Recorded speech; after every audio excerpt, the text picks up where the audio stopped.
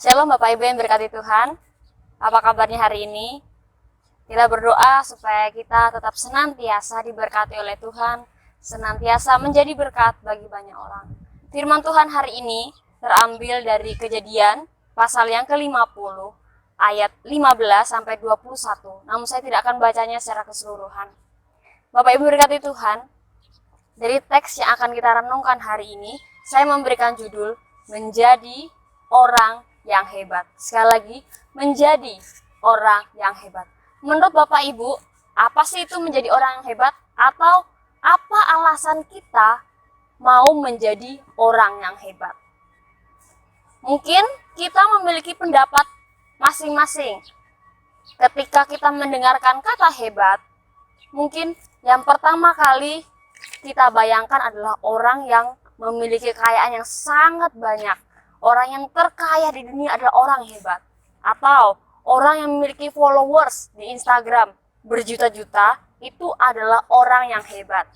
Atau mungkin ketika seseorang mendapatkan suatu jabatan yang tinggi, itu adalah orang yang hebat. Mungkin setiap kita bisa memikirkan, apa sih itu menjadi orang yang hebat? Apakah saya sudah menjadi orang hebat? Apakah ibu-ibu dan bapak semua yang diberkati Tuhan adalah orang yang hebat? Kita mungkin mendefinisikannya, apa itu menjadi orang yang hebat. Teks pagi hari ini, kita belajar dari seseorang yang sangat hebat, yaitu Yusuf. Yusuf yang kita kenal adalah anak dari Yakub. Yakub sendiri pun adalah orang yang hebat, sehingga dia juga sehingga dia menurunkan kehebatan itu kepada anaknya Yusuf. Dari teks ini kita mau belajar ada 3 hal kenapa Yusuf disebut sebagai orang yang hebat. Yang pertama yang bisa kita perhatikan ialah orang yang hebat adalah orang yang bisa mengampuni secara total, yaitu ayat 15 sampai ayat 18. Saya akan bacakannya ayat 18. Juga saudara-saudaranya datang sendiri dan sujud di depannya serta berkata, kami datang untuk menjadi budakmu. Bapak Ibu yang berkati Tuhan, menjadi orang yang hebat bukanlah suatu hal yang mudah. Mengampuni secara total bukanlah suatu hal yang mudah. Mungkin kita seringkali mengucapkan, saya mengampuni engkau, saya mengasihi engkau. Tetapi dalam bukti sehari-hari, realitanya mengampuni merupakan suatu hal yang sangat sulit. Namun pagi hari ini kita belajar dari Yusuf bahwa dia mengampuni saudara-saudaranya secara total. Saudara-saudara Yusuf bukanlah orang yang jauh.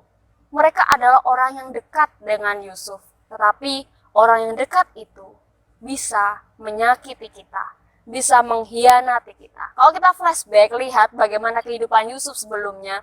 Yusuf dikucilkan di keluarganya. Dia dimasukkan ke dalam sumur. Dia dijual kepada orang Mesir. Bahkan dia pernah menjadi budak orang Mesir. Bahkan dia menjadi Perdana Menteri orang Mesir juga. Begitu banyak panjang cerita kehidupan Yusuf. Yang otomatis juga sebenarnya Yusuf memiliki luka yang sangat dalam terhadap saudara-saudaranya. Tapi di pasal 50 ini, Kejadian 50 ini, Yusuf mengajarkan kita untuk bisa mengampuni secara total. Mari belajar bersama-sama untuk bisa mengampuni secara total, baik itu melalui perkataan orang lain, tingkah laku orang lain, atau apapun yang dilakukan oleh orang lain terhadap kita. Mari kita belajar bersama-sama untuk bisa mengampuni. Ketika kita bisa mengampuni, maka hubungan kita, relasi kita dengan Tuhan, relasi kita dengan sesama kita, maka akan berjalan baik. Yang kedua, apa yang kita bisa teladani dari kehebatan Yusuf? Yang kedua yaitu ayat 19 dan ayat 20. Saya membacakannya ayat 20. Memang kamu telah mereka-rekakan yang jahat terhadap aku, tetapi Allah telah mereka-rekakannya untuk kebaikan, dengan maksud melakukan seperti yang terjadi sekarang ini, yakni memelihara hidup suatu bangsa yang besar. Bapak Ibu diberkati Tuhan. Poin yang kedua yang ingin saya jelaskan ialah bahwa Yusuf mampu berpikir positif dalam lembah kelam. Sekali lagi, Yusuf mampu berpikir positif dalam lembah kelam. Ketika Yusuf mendapatkan sesuatu hal yang tidak menyenangkan hatinya, ketika saudara-saudaranya, teks ini berbicara tentang saudara-saudaranya datang kepada Yusuf, sehingga ketika pada waktu itu ayahnya sudah meninggal, saudara-saudara Yusuf takut untuk bertemu dengan Yusuf. Mereka mengira bahwa Yusuf akan menganiaya atau melakukan hal-hal yang jahat terhadap saudara-saudaranya. Namun kalau kita lihat teks ini, kita perhatikan bahwa ternyata Yusuf tetap mengasihi saudara-saudaranya. Dia mampu berpikir positif. Meskipun saudara-saudaranya mereka-rekakan yang jahat, tetapi dia meyakini bahwa Allah memiliki tujuan yang besar, bahwa Allah memiliki tujuan yang hebat untuk Yusuf. Ada banyak hal mengapa Yusuf bisa melalui setiap tahap-tahap itu sendiri. Mengapa Yusuf bisa melalui setiap langkah-langkah itu sendiri. Yaitu karena Tuhan memiliki suatu maksud di balik suatu bencana. Mungkin kita bisa merefleksikan dalam kehidupan kita sehari. Ketika ada pandemi COVID-19 ini, pasti ada maksud dan rencana Tuhan di balik itu semua. Masih bisakah kita berpikir positif ketika dunia sudah kelam, ketika semuanya terasa menakutkan, ketika semuanya sudah jatuh? Tapi masihkah kita bisa berpikir positif di tengah situasi kondisi yang sangat kelam ini? Mari saya mengajak semuanya untuk kita bisa berpikir positif.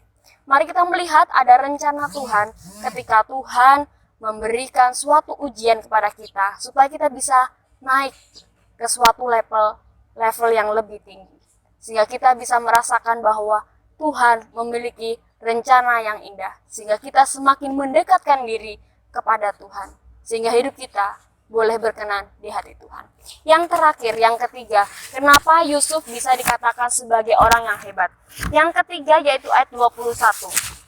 Begini bunyi firman Tuhan. Jadi, janganlah takut, aku akan menanggung makanmu dan makan anak-anakmu juga. Demikianlah ia menghiburkan mereka dan menenangkan hati mereka dengan perkataannya. Bapak Ibu yang diberkati Tuhan, poin yang ketiga yang ingin saya jelaskan yaitu bahwa Yusuf tidak membalas kejahatan dengan kejahatan. Ketika kita disakiti, kita cenderung sekali membalas apa yang mereka lakukan kepada kita. Ketika mereka melakukan kebaikan kepada kita, maka seefisien mungkin kita juga melakukan yang baik kepada mereka. Kita melakukan timbal baliknya. Kalau mereka jahat kepada kita, mungkin seringkali juga kita ingin membalasnya dengan suatu kejahatan. Tetapi firman Tuhan hari ini tentang Yusuf yang dihianati, yang disakiti oleh saudara-saudaranya, dia tidak membalas kejahatan dengan kejahatan, namun dia membalas kejahatan dengan kebaikan yang dia lakukan. Dia menanggung, dia memberikan kepastian kepada saudara-saudaranya, baik makanannya maupun yang lain-lainnya.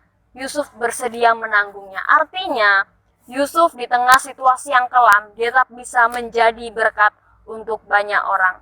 Apakah kita bisa menjadi berkat untuk banyak orang ketika kehidupan kita pun sendiri kita rasa sangat sulit? Tapi akankah masih bisa kita lakukan untuk hormat dan kemuliaan nama Tuhan? Di tengah pandemi COVID-19 ini, mungkin seringkali kita memikirkan kehidupan kita sendiri dan keluarga kita atau orang-orang di sekeliling kita yang terdekat dengan kita. Namun, hari ini saya mengajak semuanya, mari kita melihat ada banyak orang yang membutuhkan uluran tangan kita. Mungkin tidak harus kita pergi ke sana untuk memberikan sembako atau memberikan hal-hal berupa materi. Tapi ketika kita berdoa, memberikan kekuatan kepada mereka melalui setiap perkataan kita, mereka akan terberkati. Mari kita tetap menguatkan satu dengan yang lainnya. Mari kita menjadi pribadi-pribadi yang hebat. Menurut Kejadian pasal 50, ayat yang ke-15 sampai 21. Tuhan Yesus memberkati.